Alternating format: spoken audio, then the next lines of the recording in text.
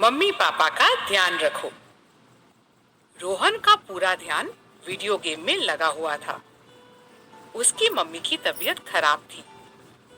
अंदर वाले कमरे से उनकी आवाज आई, रोहन, मुझे पीने के लिए पानी ला दो। लेकिन रोहन का ध्यान अपनी मम्मी की बात पर गया ही नहीं। मम्मी उठकर ड्राइंग रूम में आई और उन्होंने खुद पानी ले लिया। नानी ने यह देख लिया। नानी ने रोहन से कहा, तुम्हारी मम्मी की तबीयत ठीक नहीं है, तुम्हें उनका ध्यान रखना चाहिए। रोहन बोला, नानी, मेरा वीडियो गेम चल रहा था ना। तब नानी बोली, मुझसे वुडवर्ल्ड जंगल के जानवरों की यह कहानी सुनो, तब शायद तुम समझोगे कि मैं क्या कह रही हूँ। एजे, डीजे, हम्पी, गॉर्जी और एडी बास्केटबॉल खेलने का अभ्यास कर रहे थे। एक बड़ा मैच होने वाला था और वे उसमें जीतना चाहते थे। वे बॉल पकड़ने, बॉल को एक दूसरे को पास करने और शूटिंग की प्रैक्टिस में लगे हुए थे। उनकी टीम में एजे अव्वल शूटर था। वह बास्केट में बॉल को डालने में सबसे अच्छा था। एडी बोला, एजे, तुम सबसे अच्छा खेलते हो, तुम ऐसे ही बढ़िया खेलते रहो तो हमारी जीत पक्की। वे सब दिन भर प्रैक्टिस करते रहे। फिर घर जाने का समय हो गया। डीजे ने कहा, हम सब कल फिर मिलते हैं। एजे, तुम वक्त पर आ जाना। यह भी कोई कहने की बात है, एजे ने कहा। चिंता मत करो, मैं समय से पहुंच जाऊंगा। और बॉल को अपनी उंगली पर घुमाते हुए वह घर चला गया। घर पहुंचकर एजे ने देखा कि उसकी मम्मी बीमार थी। उनकी हालत देखकर वह डर गया। वे पलंग पर लेटी हुई थी और उनकी हालत काफी खराब थी। एजे ने अपनी बॉल एक तरफ फेंकी और मम्मी के पास चला गया। मम्मी, आपको क्या हुआ? घबराए हुए एजे ने पूछा। मम्मी धीमी सी आवाज में बोली, कुछ नहीं बेटा, शायद मुझे बुखार है। झट से एजे बोला, मम्मी, आप बिस्तर पर ही लेटे रहना, आपकी दवाइयां कहाँ हैं? मम्मी ने दवाइयों की तरफ इशारा किया। तब एजे बोला, आप ठहरो, मैं आपकी दवाइयां यहीं ला देता हूँ। आपको और कुछ चाहिए? एजे ने एक गिलास में पानी डाला। फिर उसने मम्मी को बैठने में मदद की ताकि वे पलंग पर ही बैठकर दवाई खा सके। उसने पूछा, मम्मी, आप क्या खाना चाहती है? जब तक आप ठीक नहीं हो जाती, मैं आपको बिस्तर से उठने नहीं दूंगा। मम्मी मुस्कुराई। उनका बेटा उनका कितना ख्याल रख रहा था। एजे रसोई की तरफ भागा। वहां उसके पापा पहले से ही कुछ पका रहे थे। एजे ने पूछा, पापा, आप क्या बना रहे हैं? क्या मैं आपकी कुछ मदद करूं? पापा बोले, हाँ हाँ, मुझे थोड़ी मदद चाहिए भी थी।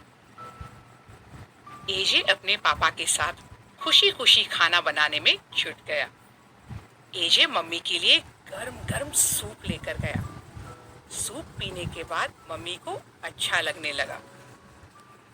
अगला पूरा हफ्ता एजे मम्मी की देखरेख में और खाना बनाने में पापा का हाथ बटाता रहा। वह थोड़ा जल्दी उठकर मम्मी पापा के लिए चाय बनाता। तब तक पापा मम्मी के पास बैठकर दो बातें करते रहते। उससे मम्मी को और भी अच्छा लगता।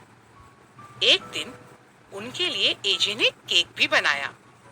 रसोई में जो जो चीजें खत्म हो चुकी थी, वह बाजार जाकर खरीद लाया। हफ्ते भर बाद उसके दोस्त घर पर टपक पड़े। एडी सोच रहा था कि एजे पूरा हफ्ता प्रैक्टिस के लिए नहीं आया, कहीं उसकी तबीयत खराब तो नहीं।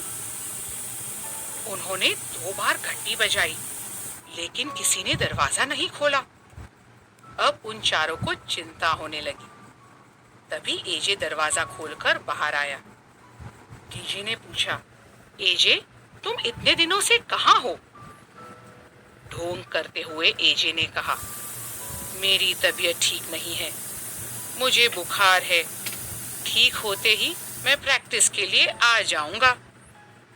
एडी, हम्पी, गॉर्जी और डीजे को शक हुआ क्योंकि एजे का व्यवहार कुछ अजीब सा था। वह किसी भी तरह से बीमार नहीं लग रहा था।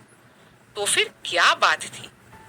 हम्पी बोला, चलो अंदर चलकर देखते हैं कि क्या गड़बड़ है। चुपचाप वे सब एजे के घर के अंदर गए। सोचो तो, उन लोगों ने क्या देखा?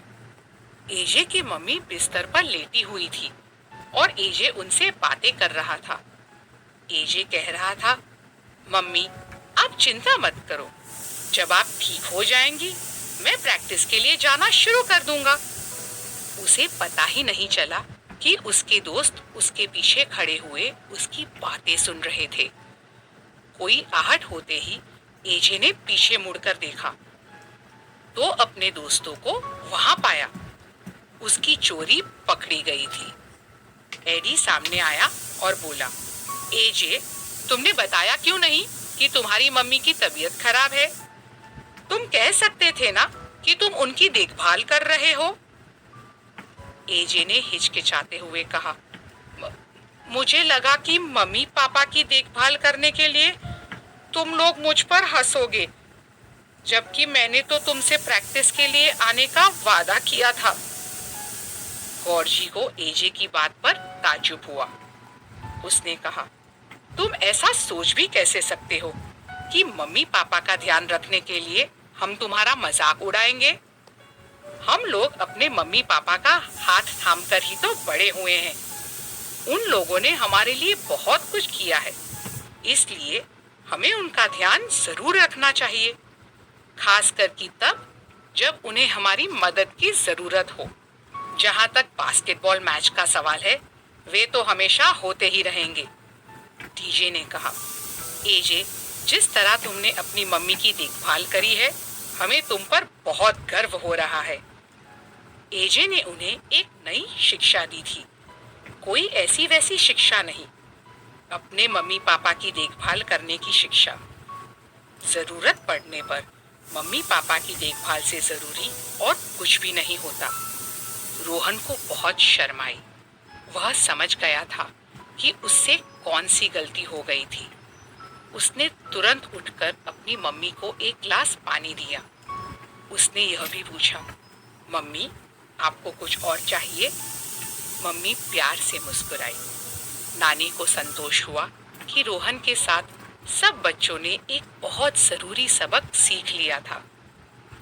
हमने क्या सीखा? जरूरत के समय मम्मी पापा का ध्यान अवश्य रखो। तुम्हें बड़ा करने में और अच्छी आदतें सिखाने के लिए उन्होंने तुम्हारा बहुत ख्याल रखा है।